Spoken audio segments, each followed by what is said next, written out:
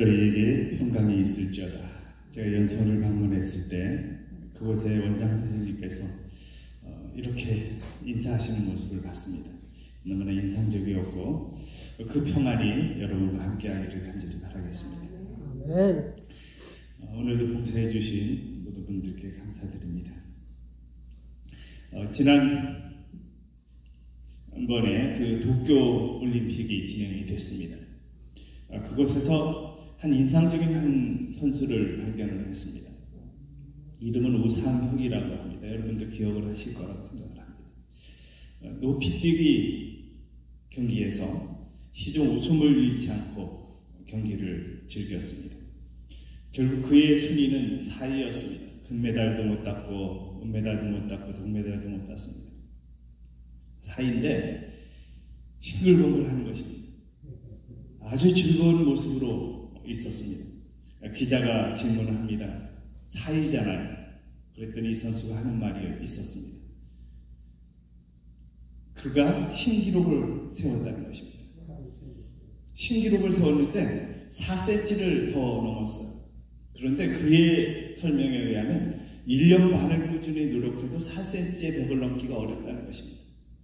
그런데 그가 올림픽에서 뭘 했어요? 4cm를 넘었다는 것입니다. 4cm가 높아졌다는 것입니다. 그가 그것만 생각을 하니까 4위라는 사실이 전혀 불행하지 않은 것입니다. 행복한 것입니다. 그래서 즐기는 것입니다. 최근에 도쿄에 패널릭 올림픽이 있었는데 거기에서도 우상혁 선수를 보고 동기를 얻었고 그의 그 말이 힘을 줘서 그래서 싱글벙글 하면서 4위를 한 선수가 있습니다. 우리는 사람들에게 뭘 끼칩니까? 영향을 끼칩니다. 그 영향은 때로는 불행한 영향을 끼치기도 하고요. 때로는 아주 행복한 영향을 끼치기도 합니다. 순위와 관계없이 행복해지는 그리고 어떤 결과와 관계없이 행복해지는 비결은 우리가 오늘 이기는 삶에 있습니다. 그런데 이기는 사람들에게 두 가지 특징이 있습니다. 하나는 사람들하고 뭘 해서 이겨요?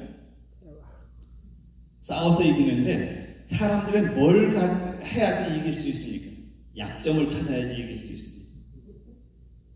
사람들에게 뭔가가 있는지 그 사람이 무엇이 약한지를 찾아야지만 이깁니다. 그런데 중요한 것은요. 그 사람도 내 뭘 보기를 원해? 약점을 찾습니다. 나에게도 약점이 있고 상대방도 약점이 있습니다. 그런데 둘 중에 이길 수 있는 확률이 높아지는 사람이 누굽니까? 자신의 약점을 고치는 사람입니다. 다 약점이 있어요. 그죠? 그런데 그 약점을 어떻게 하는 사람이 이깁니까? 극복하는 사람이 이기는 것입니다. 그러니까 내가 오늘 이길 수 있는 비결은 뭐예요? 나의 약점을 어떻게 하는 것입니까? 극복하는 것입니다. 이것을 어떤 사람들은 믿음으로 되지 그러면서 약점을 고치려는 노력을 안 합니다. 그것은 어떤 행위로 간주하려고 하는 경우들이 있습니다. 근데 그것은 하나님의 말씀을 전적으로 100% 확신하게 믿고 그러면서도 내 약점을 고치려는 노력은 반드시 필요한 것입니다. 어떤 사람들에게 그 약점을 찾아서 그 사람을 이기려고 하는 어떤 마음을 가진 서로의 관계에서 먼저 약점을 고치는 사람이 승리하는 것처럼 오늘 우리의 삶에도 그러한 시작이 일어나기를 간절히 바라겠습니다.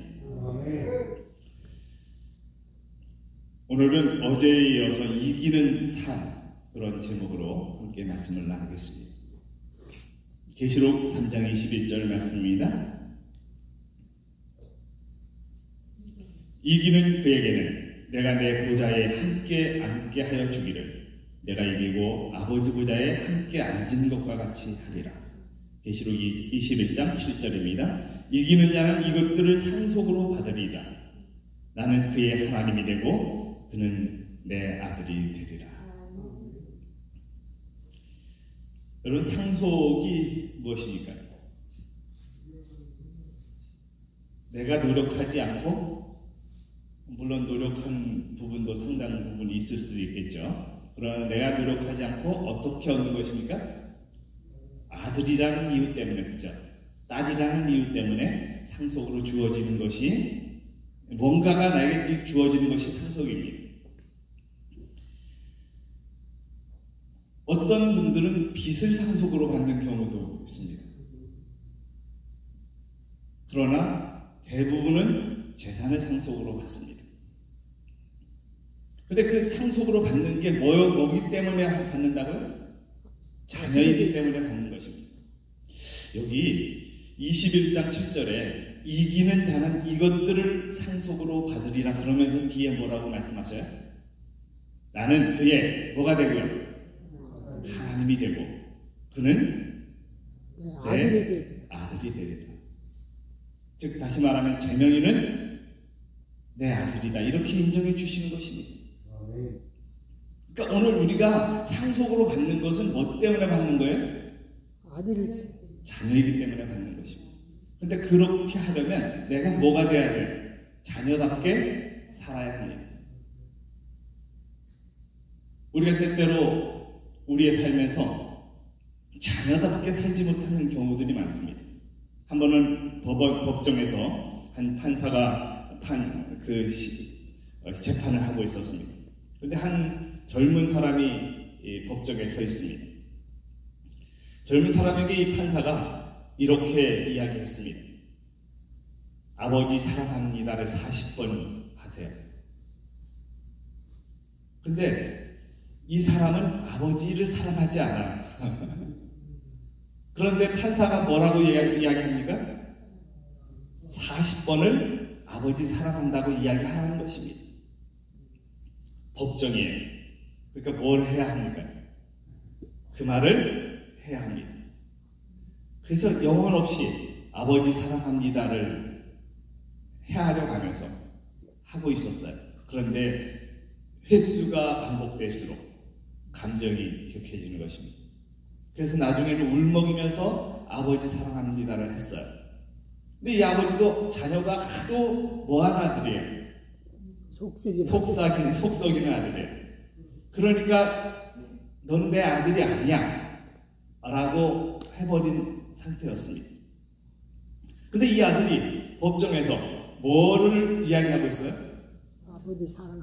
아버지 사랑합니다를 반복하고 있습니다. 근데 그 진심의 아버지 사랑한다는 말을 하고 있지만 진심이 아버지를 사랑하지 않는 걸 알아요. 그죠? 근데 시간이 지나면서 계속해서 반복하면서 감정이 격해지고 울먹이고 있는 아들을 볼 때 아버지는 어떨까요?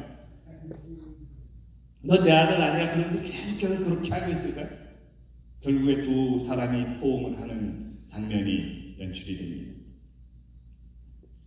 사랑 관계는 일방적이지 않습니다. 일방적이지 않습니다. 어떤 경우에는 일방적이기도 하지만 뭔가의 변화가 일어날 때 두 사람의 감정 속에 아름다움이 싹트기 시작합니다. 어떤 장벽이 있었다 할지라도 그 장벽이 결코 영원한 것은 아니라고 하는 사실을 봅니다. 우리의 모든 것들이 이겨나가는 과정들이 너무나 크다는 사실을 압니다. 저희 어머니가 여기 이제 다리 수술하셔서 입원해 계신데, 어머니가 제가 어릴 때 항상 이 훈육을 시키실 때 회초리를 이렇게 꺾어오라고 하십니다. 제가 잘못을 하면 회초리를 꺾어오라고 하는 것입니다. 그 회초리를 꺾으러 가서 저는 매초한 걸 꺾어오는 게 아니라 그냥 이 가지에 이렇게 잔뜩 뭐가 이렇게 있는 걸 꺾어와요. 제가 그냥 의도적으로 그런 게 아니라 조금 너무 착해가지고 그럼 이제 어머니가 그걸 보시고 이건 너무 맞으면 아파, 그러니까 다시 꺾어와 이렇게 하십니다. 그럼 이제 다시 꺾어옵니다. 그럼 몇 대 맞을래? 그럼 저는 또 착해가지고 100대요. 어머니가 그건 너무 많아. 그러면 이제 제가 1대요. 그건 너무 적어. 한 대요. 그러면 어머니가 피 웃으시면서 그건 너무 적어. 그래서 10대요. 그러면 그게 맞겠다. 10대를 하나, 둘, 셋이면서 맞습니다. 제가 지금 기억하는 것은 화를 내면서 교육 어떤 매를 드신 적이 거의 없다는 생각을 합니다. 그런데 그렇게 한 과정이 제게는 많은 이기는 습관들을 가지게 해줬다고 하는 생각을 가집니다. 그래서 많은 것들을 고칠 수 있는 그런 비결이 되지 않았나 그런 생각을 해봅니다. 사람들에게는 어떤 것을 이길 때 그 계기가 있습니다. 그 계기는 우리의 삶에서 많은 것들을 바꿔놓는 확실한 증거들이 됩니다. 오늘 우리가 이길 때 그 이기는 삶 속에서 정말 보상이 주어지는데 그 보상은 나를 변하게 하는 보상이 가장 크지 않나 그런 생각을 해봅니다. 아멘. 어린 시절에 저는 이제 용돈을 받습니다. 그런데 용돈을 받는데 어떤 한 일들을 하고 난 다음에 그걸 보상으로 주어지는 분들이 많습니다. 그러면 열심히 합니까? 대충 합니까? 아주 열심히 합니다. 열심히 하는 이유는 뭘 더 관심이 많아서 그래요? 용돈에 관심이 많아서 그렇습니다. 근데 부모님이 용돈을 일의 보상으로 주는 것이 이유가 있었다는 사실을 나중에 깨닫습니다. 왜 그렇습니까? 그것을 제대로 하도록 이렇게 그래서 뭔가를 습득하도록 하는 것이 목적이었다는 사실을 깨닫게 됐습니다. 우리가 일을 할 때 대충 하는 것을 하면 용돈이 주어지지 않거든요.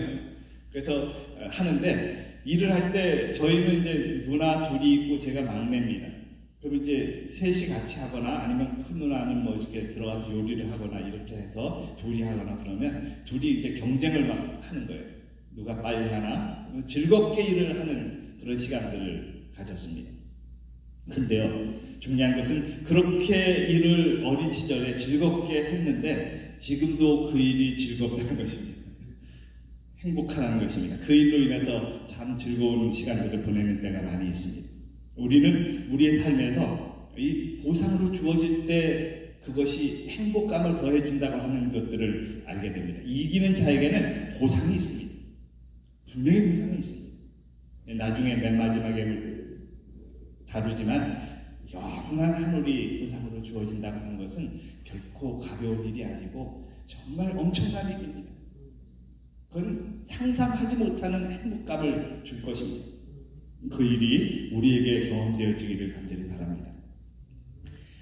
다니엘 김이라는 사람이 그에 져서 이기는 자에 이런 표현을 썼습니다. 이기는 자란 그리스도의 얼굴에 나타난 하나님의 아름다움을 경험하고 그 영광스러운 복음을 추적하는 자, 영원한 믿음의 선구자인 예수님을 바라보므로 끝까지 견디는 자다. 이런 자들은 예수 그리스도 한 분만을 그의 인생의 보화로 삼아 살면서 주님 때문에 순결하고 주님 때문에 세상과 타협하지 않으며 주님 때문에 핍박을 두려워하지 않는 삶을 살아간다. 이렇게 이야기를 했습니다.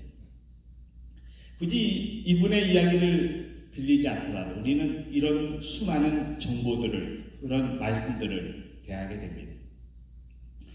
하나님을 정말 사랑한 여인 엘렌 G 화이트는 그의 책에서 이렇게 이런 글을 썼습니다. 우리는 우리 자신을 세상이나 사람들의 의견이나 우리가 진리를 받아들이기 전에 우리의 상태에 의해서 헤아려서는 안 된다라고 표현하고 있습니다. 여러분, 우리가 자주 어떤 것에 갇혀 있을 때가 있습니다. 그것이 뭐냐면 죄책감입니다. 죄책감은 필요합니다. 왜냐하면 그 죄책감은 우리로 하여금 새로운 길을 걷게 해주기 때문입니다. 그런데요, 중요한 것은 죄책감에 갇혀 있으면 안 됩니다.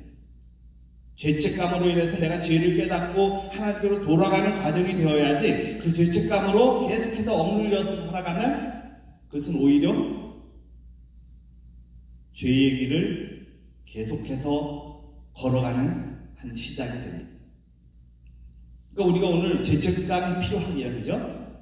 반드시 어떤 잘못을 했을 때 죄책감을 갖는 것은 필요합니다. 그런데 그 죄책감으로 인해서 뭐 하고 있으면 안 돼? 계속 주저앉아서 그것만을 생각하고 있으면 안 됩니다. 근데 여기 말씀을 보니까 뭐라고 돼 있어요?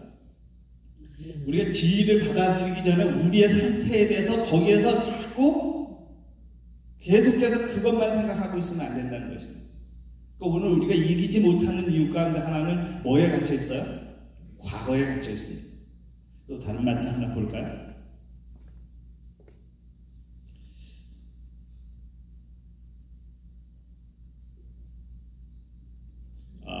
여기 먼저 빌립보서에 있는 말씀을 먼저 읽겠습니다. 빌립보서 3장 13절 14절입니다. 오직 한 일, 즉 뒤에 있는 것을 잊어버리고 앞에 있는 것을 잡으려고 표대를 하여 그리스도 예수 안에서 하나님이 위에서 부르신 부름의 상을 위하여 쫓아가노라. 그런데 여기 뭐라 했습니까? 오직 한 일, 한 일을 생각하는데 그 뒤에 뭐라고 표현되어 있습니까? 뒤에 있는 것은 잊어버리고. 이 뒤에 있는 것이 뭘까요? 그게 과거의 과오, 실패, 그런 것입니다. 그걸 뭐 하라는 것입니까? 잊어버리라는 것입니다. 그 죄책감에 자꾸 이렇게 억눌려서 그것에 갇혀서 살지 말고요. 그래서 그 중풍병자가 예수님이 지붕을 뚫고 이렇게 내려온 중풍병자를 고치실 때 뭐라고 말씀하십니까? 내가 이제부터 걸어가리라 이렇게 말씀하시지 않고 뭐라고 말씀하셔요? 내 제사함을 받았느니라 하고 말씀해 주셨어요. 그것은 그 사람이 뭐에 갇혀 있다는 얘기였습니까? 죄책감에 갇혀 있다는 얘기였어요. 다시 말씀드립니다. 죄책감이 필요합니다. 그것을 우리로 하여금 옳은 길을 가게 해줍니다. 그런데 그것에 갇혀 있으면 안 된다는 것입니다. 여기 뒤의 것을 잊어버리고 그렇게 말씀해 주셨어요. 우리가 뒤의 것을 자꾸 생각합니다. 과거에 얽매여 살아갑니다. 제가 한 시골에 살 때 한 분이 항상 이런 말씀을 하셔요. 그분은 이렇게 좀 현재 지금 상황, 그때 제가 거기에서 그분을 본 그때 현재 상황은 올바로 살지 못하는 분이었어요. 이렇게 신앙도 제대로 못하고 근데 말은 참 잘합니다. 그런데 그분이 늘 하시는 말씀이 있었어요. 우리가 과거에 안식일날 오토바이 타고 그 추운 겨울에도 교회 와가지고 뭐하고 했는데 과거에 이런 얘기를 너무 많이 잘 하십니다. 우리가 어떤 곳에 갇혀서 사는데 과거에 잘했던 일로 만족하면서 살아갈 수도 있습니다. 그죠? 그런데 과거에 잘못한 것에 얽매여서 오히려 이길 수 있는 어떤 상황에서 이기지 못하는 경험들이 있을 수 있다는 것입니다. 그래서 오늘 우리가 장애를 극복하려면 뭐 해야 합니까? 이길 수 있는 어떤 것에 장애가 있는데 그 장애를 극복하려면 뭐부터 시작해야 합니까? 과거에 얽매이지 말자. 과거가 내게 교훈이 되어야 하지 그것으로 인해서 나를 주저앉게 만드는 것이 되어서는 안 됩니다. 물론 과거의 삶이 뼈저리게 정말 후회스러운 것이 있을 수 있습니다. 그것에 얽매여 있으면 오히려 이기지 못하게 하는, 그래서 하나님의 도우심을 외면할 수 있는 그런 삶이 된다는 것입니다. 가정과 건강 338쪽에 과거의 과오와 실패가 어떠하든지 간에 우리는 하나님의 도우심으로 그것들을 딛고 일어설 수 있다. 아멘. 오늘 우리가 시작할 수 있는 비결 중에 하나는 뭐 하시는 것입니까? 과거를 하나님의 도우심으로 딛고 일어서는 것입니다. 일어서시기 바랍니다. 아멘. 그것이 오늘 우리의 시작이 되시기 바랍니다. 아멘. 그렇게 하면 놀라운 경험을 가집니다. 뭐 할 수 있습니까? 이길 수 있다는 것입니다. 아멘. 이기지 못하는 이유 가운데 하나는 딛고 일어서지 못하는데, 뭘 딛고 일어서지 못해서 그래요? 예수님의 도우심을, 하나님의 도우심을 딛고 일어서지 못하기 때문에 그렇습니다. 하나님을 정말 사랑한 여인 엘렌 G. 화이트는 그의 저서에서 이런 말을 썼습니다. 모든 것을 다 깨달은 후에야 믿음을 행하려고 하는 자는 결코 하나님의 축복을 받을 수가 없다. 여러분 혹시 뭔가를 하시면서 완벽하지 않아서 시작하지 않는 경우들이 있습니까? 뭔가 미흡하기 때문에 시작을 못 하시는 분이 있습니까? 뭐라고 얘기하셔요?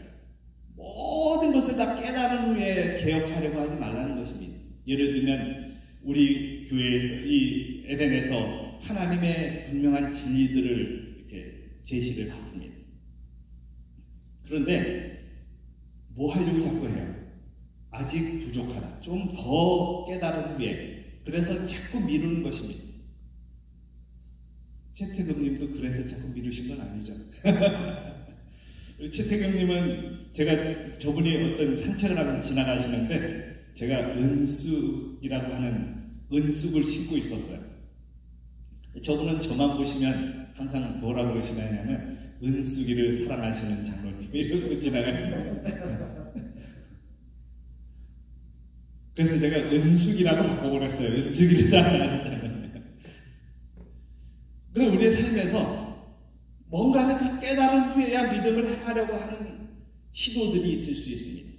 근데 그렇게 하지 말고 한 가지를 깨달으면 그걸 그냥 그렇게 지켜가려고 하는 것입니다. 완벽한 상태에서 돌아가려고 하는 것이 아니라 하나씩 하나씩 돌아서는 것입니다.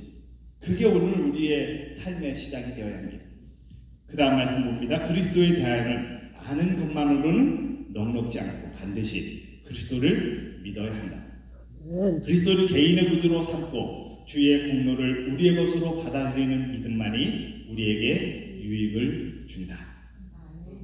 우리에게 유익되는 것이 무엇인지를 먼저 판단할 필요가 있습니다. 그 다음에 믿음은 자기에게 닥치는 어려운 시험의 이유를 묻지 않고 성경 말씀 그대로 하나님을 믿는 것이다. 사람들은 자꾸 뭐합니까? 내가 지금 겪고 있는 어려움, 내가 경험하는 어떤 안 좋은 일들, 내게 나타난 지금의 문제들, 거기서 얽매여 있습니다. 거기에 얽매여 있습니다. 그리고는 뭐 합니까? 자꾸 그것을 하나님께 묻습니다. 하나님 왜 나에게 이걸 주셨나요? 그러면서 거기에 갇혀서 자꾸 생활을 합니다. 근데 믿음은 뭐 하는 것이라고요? 내가 지금 겪고 있는 어떤 문제들을 따지지 않고 뭐 하는 것입니까? 그것을 뛰어넘는 것입니다. 지금 내가 처해 있는 아주 힘든 상황으로 그것에 얽매여 있지 말고 그저 그것 때문에 나를 자꾸 주저앉게 하는 어떤 마음에 휩쓸리지 말고 뭐 하는 것입니까? 그걸 뛰어넘어서 더 나은 가능성을 보라는 것입니다. 예를 들면 우상혁 선수가 4위를 했어요. 그죠? 너무 안타깝잖아요. 그럼 그가 뭐 할 수 있습니까? 아유 억울해. 그러면서 뭐 할 수 있어요? 다 때려치우자. 이제 안 할래. 뭐 그렇게 하면서 이렇게 포기할 수도 있잖아요. 그런데 그는 사이라는 사실을 전혀 개의치 않는 모습을 보잖아요. 그러면서 뭐 해요? 내가 4cm나 넘었잖아요. 그러니까 앞으로 뭘 보는 것입니까? 더 향상할 자신의 미래를 보는 것입니다. 그러니까 즐거운 것입니다. 지금 사이 따위는 전혀 마음에 생각지 않는 것입니다. 그러니까 우리가 지금 내가 어떤 처해 있는 그 상태에서 그걸 자꾸 보면 절망할 수밖에 없습니다. 그런데 그 너머에 더 나은 삶, 더 나은 하나님의 인도하심을 보는 눈이 필요합니다. 그렇게 하다 보면 결국 우리는 이기는 자가 되어 있습니다. 아멘. 자, 그 다음 말씀을 볼까요? 그리스도인의 생애는 때때로 위험을 만나 그 의무를 행하기가 심히 어려운 것 같이 보이는 때가 있으며 이러한 경우에는 앞에는 멸망이 박두해 있고 뒤에는 결박과 죽음이 뒤따르는 것 같이 생각하기 쉬우나 하나님께서는 분명한 목소리로 앞으로 전진하라고 명령하신다. 아멘. 하나님이 앞으로 전진하라고 하는 것은 무슨 의미가 있습니까? 약속이 포함된 것입니다. 그것으로 인해서 멸망하지 않으리라는 약속이 있는 것입니다. 제가 자주 생각하는 문제 중에 하나가 시간이 많이 갔네요. 이제 이 말씀만 하고 다음 말씀은 다음에 제가 드리도록 하겠습니다. 저는 자주 생각하는 문제가 다니엘이 사자굴에 들어갈 위험에 처했습니다. 그러면 하나님이 사자굴이 들어가기 전에 그를 건져 주셨으면 좋았을 걸, 그런 생각을 했습니다. 풀무불이 있습니다. 그죠? 다니엘의 세 친구가 풀무불 앞에 섰습니다. 저는 뭔 생각을 했을까요? 또 풀무불 앞에서 좀 구해주시지, 그런 생각을 했어요. 그런데 하나님은요, 다니엘로 하여금 사자굴에 들어가게 하시더라고요. 다니엘의 세 친구로 하여금 뭐하게 하죠? 풀무불에 들어가게 하시더라고요. 근데 거기에서 인도하시는 거예요.